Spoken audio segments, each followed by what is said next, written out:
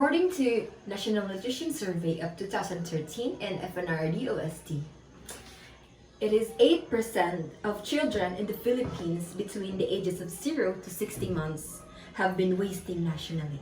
So, what do we mean by wasting? So, it is a type of malnutrition. So, wasting is categorized as either severe or moderate malnutrition and can be defined as decrease or increase in body weight to height, according to WHO in 2006.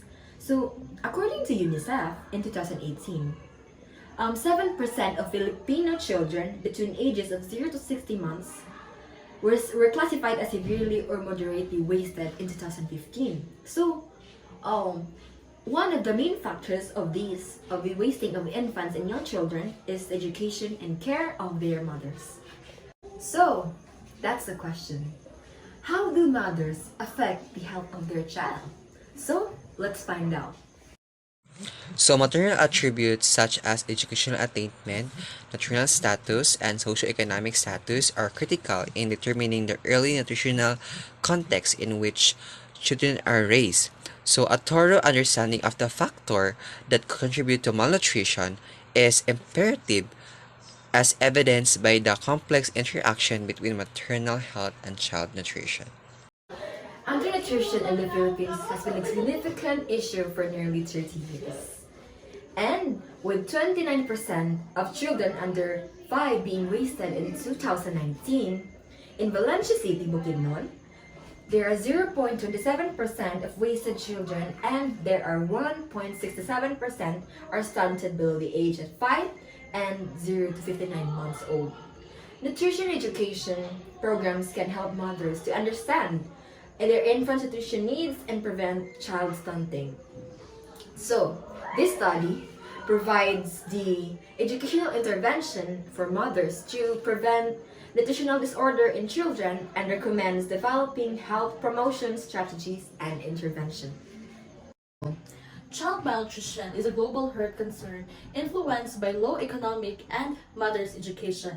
Nutrition education programs aim to improve mothers' understanding of optimal feeding practices and dietary choices to prevent malnutrition.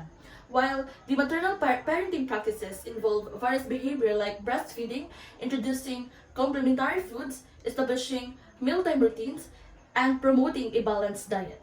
The relationship between the maternal parenting practices and nutrition education is crucial and effective interventions that enhance children nutrition outcomes.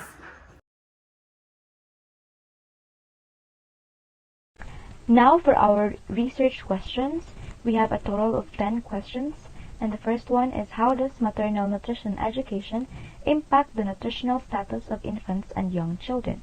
Second, what are the most effective maternal parenting practices to improve the nutritional status of infants and young children?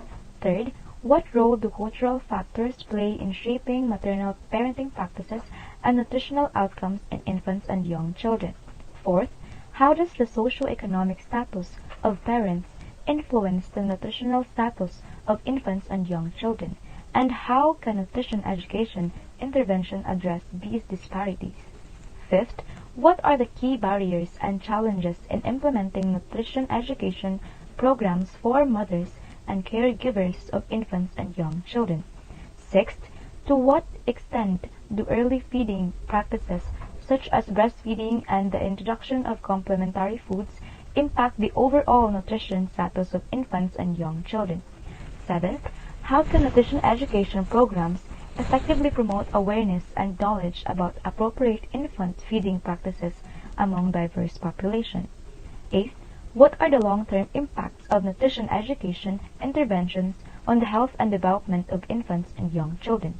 Ninth, what are the most effective strategies for engaging fathers and other members in promoting good nutrition for infants and young children? Lastly, how does the availability and accessibility of nutritious food options impact the nutritional status of infants and young children? And what can be done to address food deserts in low-income areas? This research aims to acknowledge the significance of appropriate mother nutrition education for maintaining the nutritional well-being of newborns and early children.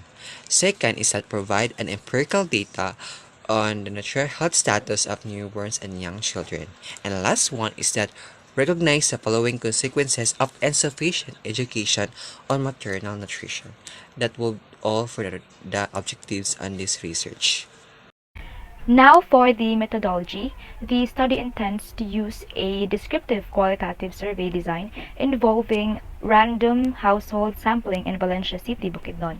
The participants of this study are maternal mothers in Valencia City, Bukidnon to assess nutritional status of infants and young children by evaluating the effectiveness of existing nutrition education programs and examining maternal parenting practice through anthropometric measurements, surveys, and qualitative data collection methods.